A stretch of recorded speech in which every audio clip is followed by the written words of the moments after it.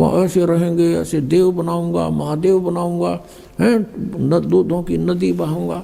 अब वहाँ कोई कमी थी हमने, लेकिन बुद्धि भ्रष्ट होगी। हम बोले ठीक है, पिताजी आज्ञा दे देंगे तो हम चल पड़ेंगे।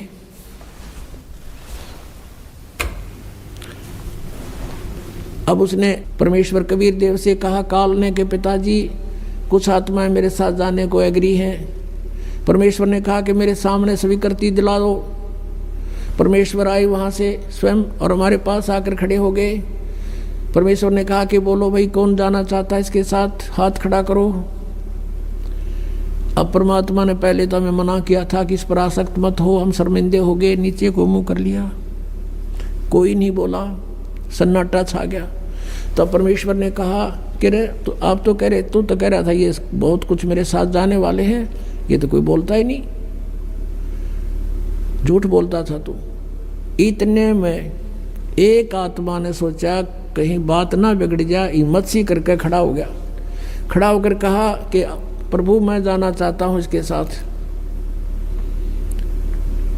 अब पीछे फिर हमने सोचे कि ये कलाई लूट जा लूट, फिर तो हम देखा जैसे बच्चे स्कूल में एक हाथ खड़ा कर ले, सारे कर लिया अगर नो नो नो, तो हम सब खड़े हो गए और दोनों हाथ कर दिए, हम भी जाना चाहते, हम भी जाना चाहते। परमेश्वर ने कहा भी ठीक है,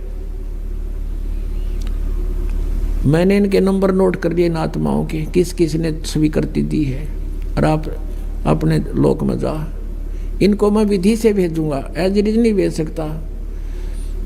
तो क्या किया परमात्मा ने, हमें बीज रूप बनाया सूक्ष्म, और जिसने सबसे पहले काल के साथ आने की स्वीकृति दी थी उसको एक लड़की का रूप बना दिया, युवा लड़की, युवती, खूबसूरत लड़की बना दिया, जो आगे चल के दुर्गा कल आई। और उसके अंदर हम सब आत्माओं को फीड कर दिया अपने वचन से, और उससे कहा कि बेटी मैंने तुझे सब शक्ति दे दी है, परमेश्वर कबीर देव जी ने कहा।